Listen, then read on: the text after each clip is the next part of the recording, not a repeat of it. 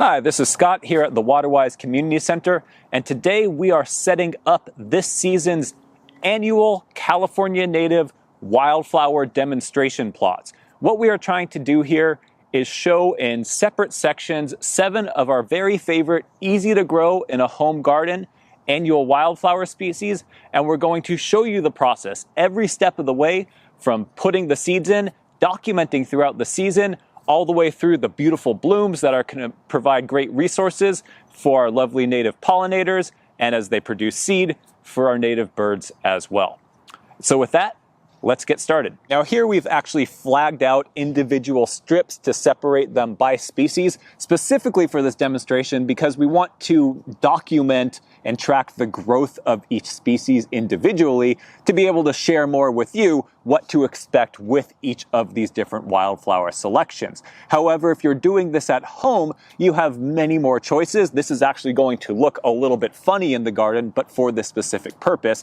And so you might decide based on the shape, the height, the size, the exposure of the area, where you might want to sprinkle individual species if you're doing multiple species, or as long as the heights are relatively matched and something's not going to get totally grown over by another species, you might decide to make your own custom seed mixes. Now, another great way to go when you're first starting to experiment with wildflower seeds is to get pre-made wildflower seed mix blends, and the best places to get those locally are going to be from specialty nurseries that carry and focus on California native plants, or from some of our local botanical gardens. If you go online for wildflower seed blends, you have to be very careful because some of the online retailers, through no fault or deception really on their side, have wildflower seed mixes labeled for California, but not all of the species in those mixes are actually California native. And so if you're buying them online, you're going to want to look for California native wildflower seed blends in most cases. And on our Waterwise Garden Planner website, if you go to the resources section under where to buy plants, you can find some of our favorite local sources for wildflower seeds and great pre-mixed wildflower seed blends to try in your garden. Additionally, if you want to try out one of these selections of wildflowers in your garden, you can come to any of our upcoming workshops free here at the Waterwise Community Center, and every workshop participant, while supplies last, gets to choose a wildflower seed packet of their choice to go home and sow in the garden. So please join us and take home something special to try.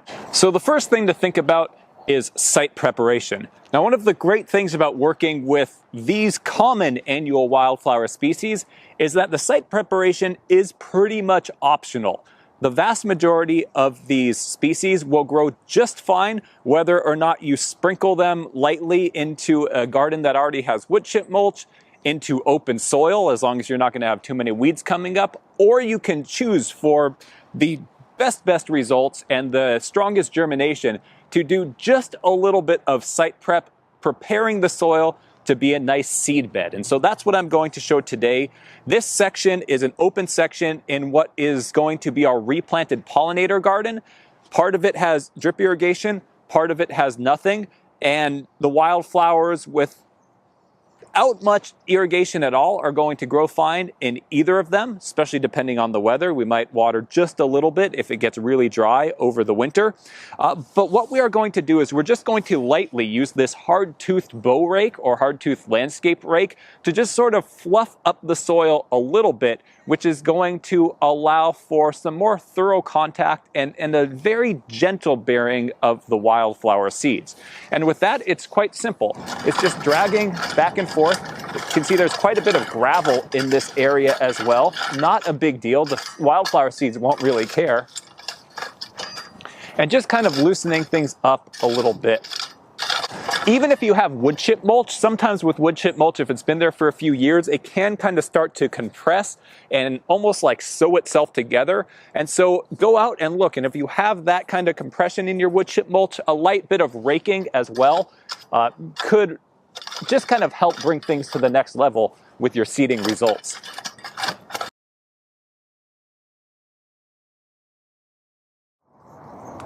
So now we're going to sow some wildflower seeds. So today is November 15th. Fall is the very best time of year to seed California native wildflower seeds. What happens in the natural life cycle of most California native annual wildflowers is that they germinate and emerge with the first fall rains, and then they grow throughout the fall and winter with the main bloom happening in the spring, some of them extending partway into the summer as well. And right now is the perfect day to be sowing wildflower seeds for me because we're getting our very first drops of a light fall rain. I love to go out when the weather has shifted. You can see the clouds coming in and sow my wildflower seeds. It's something I love to do every year. And so for this first demonstration, we're going to be seeding a packet of California poppy seeds, our state flower, and possibly the very easiest wildflower to grow, the easiest one to try for the first time. Absolutely lovely and very important plant for supporting our local pollinators. Feel free to stop by the Waterwise Community Center, come into the lobby and ask, and we'll be happy to give you a free packet of native poppy seeds. Available while supplies last, but we have a whole lot of them to share. Our seed packs, as we pack them, one seed pack will cover pretty densely about 10 square feet of area, but they're also very successful, just kind of sprinkled here and there. And if you allow your wildflower seeds to dry out and drop their own seed at the end of the season, you'll get even more coming back every successive year in most cases. And so there's really no one particular right or wrong way to sow wildflower seeds. We're just going to rip the top off of this pack, and I'm going to pour them into my hand. You can just look at roughly the area you're trying to cover, and just one little pinch at a time, just kind of relatively evenly sprinkle out the seeds. Normally what I'll do is I'll start with a little bit less and make sure I cover the whole area, going up to about here. And then I'll kind of do a second, third, or even fourth pass just to make sure that it's even. And I kind of pinch, and then I just wiggle my fingers until it's lightly falling over the entire area. And they'll kind of bounce a little bit, and it normally turns out very well. But that's it. And you have a couple of options from here. You can either just leave the seeds on the surface, and many of them will come up. But if you have the time and inclination, just very lightly raking them or even just smoothing them into the soil surface with your hand will ensure a little bit better soil coverage. You don't want to bury them very deeply, and it will also help protect them from being eaten by birds or anything else. And so I'll show you what I do for that right now. At its most simple, you can just gently use your fingers, and this is often what I'll do in the garden, and just kind of lightly, in very short strokes, cover the area. And this works just as well if you're seeding into wood chip mulch as well. And you want to do these kind of small, shaky strokes, because if you really kind of claw across the whole area, you might be unintentionally bunching up the seeds. Now, if you prefer to use a tool for the job instead of your fingers, keep your nails looking good, a claw tool like this is a very easy way to do that. And the action that you'll do is going to be exactly the same. These tools are also good for mixing in fertilizer lightly to your fruit tree root zones or your vegetables, or for larger areas, you can use a rake. So I'll just go back over the same area. And the technique with the rake is going to be the exact same technique as with your hands, where you're raking it in, but I'll do it in successive, kind of just very short strokes, because a real long pull might bunch all the wildflower seeds up at the end of the pull. And if you're doing this right before a rain, that's going to really soak the soil. That's all there is to it. You can do it and walk away. If the rain is not going to soak the soil, it's great to get out with a hose and a watering attachment that has a nice gentle shower spray. You don't want to directly blast it with the hose where you'll be knocking the seeds around. but a light, gentle shower spray. If you don't have an attachment, just your thumb carefully over the edge of the hose, and just to kind of wet down the area evenly to get things going and get the germination process started. Because we are in Southern California, it might not rain after this first storm for a long time. And so if you want to try to get best results, what you can do is you can come out maybe no more than once a week or so and give things a bit of a hand water, or if you're doing a large area, set up a sprinkler attached to a hose just for a little while in order to soak the first few inches of soil and really make sure that your wildflower seeds get off to a good start. And so with that, happy sowing. Have fun, and enjoy the results. So in this area, we're going to demonstrate sowing wildflower seeds in between existing plants and into an area that already has some sort of mulch down. And this is a common situation where you might want to sow some wildflower seeds in the garden. For example, in this case, our hummingbird sage, which is doing really well, is going to continue to spread some. Our sunset manzanita is going to continue to grow. And we also have a number of electrical boxes and valve boxes right here. So we're not going to put a long-term, long-lived shrub that's going to grow over that and cause problems if we ever need to get back to those valves. So what do we do here rather than have it open?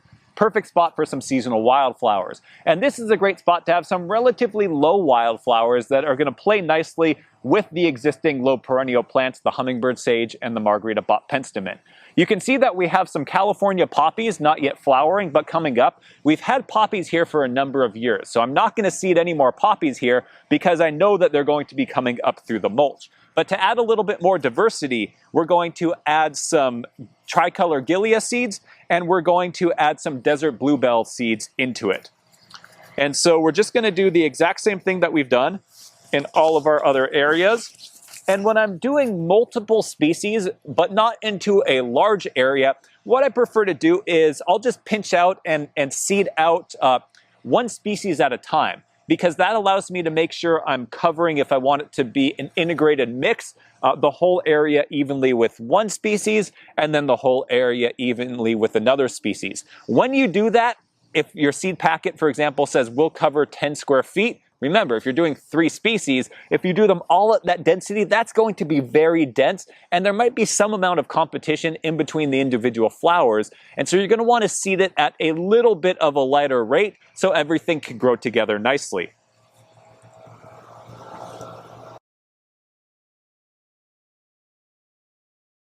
So for example here, this one, tricolor gilia, or bird's eye gilia, I'm only doing about half that seed packet, just for a light sprinkling of them through this area. And especially in mulch, I am a fan of coming back and just lightly, either with a rake or just like this, just kind of lightly shaking things in.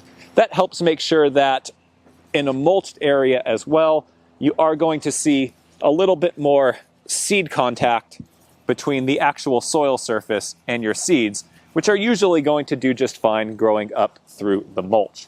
And you can do this with the rake, but I already put the rake up in the shed, and in the time it would take me to go back and get it, I can be done. Now this is the area where I wanted to do my lower wildflower seeds. But in the back, we have an area that eventually will be fully grown in. You can see here this small, very lovely green shrub is a Ray Hartman ceanothus. That's going to be a very large shrub over time. Our Baja fairy duster is going to continue to grow in. But for the next year or so, there's going to be some space. And so in the background, it's a great spot to do some of our taller wildflower species. And so we're going to seed out 2 of my very favorite. These are also 2 that will continue to bloom until the late spring, extending the wildflower pollen season for the native pollinators. And those are going to be Farewell to Spring, a Clarkia species, and Globe gilia. And so we're going to get those going right now.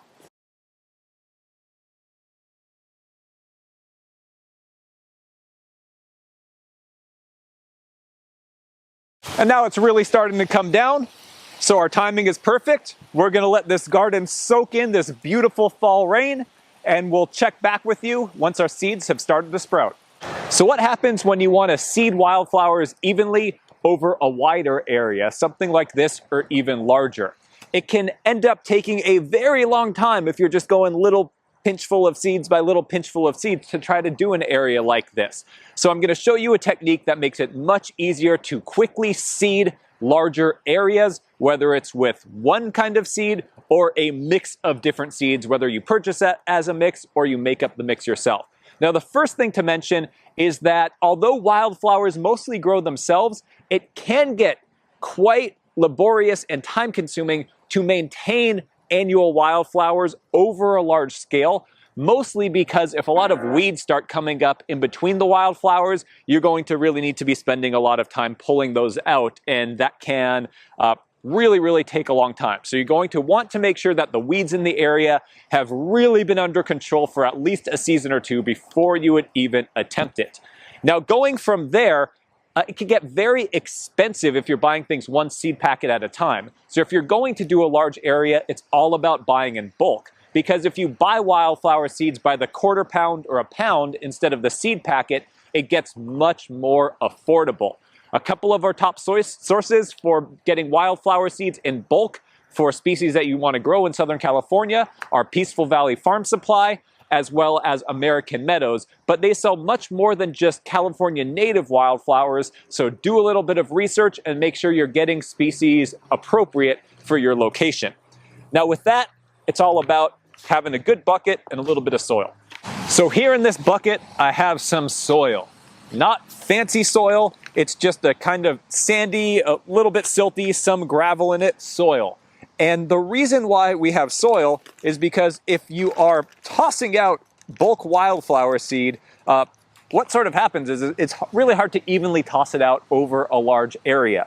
And especially if you have a mix of multiple different kinds of wildflower seeds, what I found kind of happens when I try to just toss them out is that with the velocity, the heavier seeds always go farther, the lighter seeds fall closer, and it is really hard to get an even seed mix. And so what we're going to do with our California poppies, this bag when it was full was a pound of California poppy seeds. That is many seed packs, hundreds of seed packs worth of California poppy seeds, the way most suppliers will pack seeds. But it's much more affordable to buy them in bulk, and a solid pound of California poppy seeds would seed densely about 4,000 square feet of space. And so we don't need that much. We're not going to do the whole pound, but what we're going to do is we're just going to pour some out in here.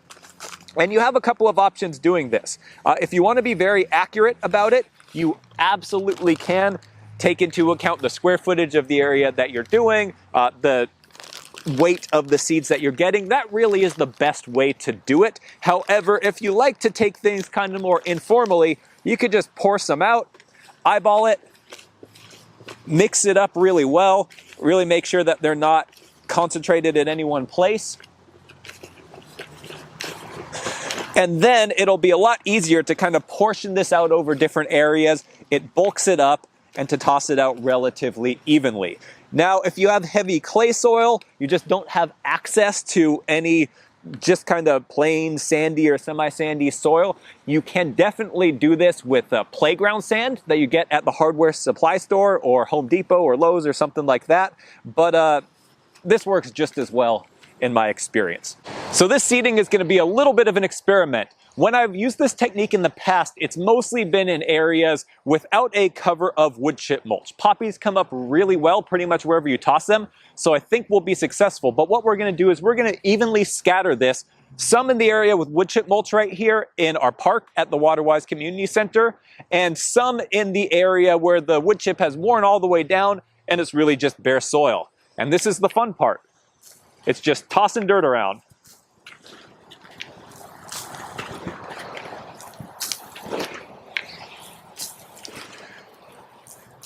And just like sprinkling the seeds, what I normally like to do is make sure that I'm going to do it at a rate where I'll be able to do a few passes to help kind of sort out any uneven bits. You can see here I tossed a lot of it kind of concentrated in one area. No big deal, just scatter it around some.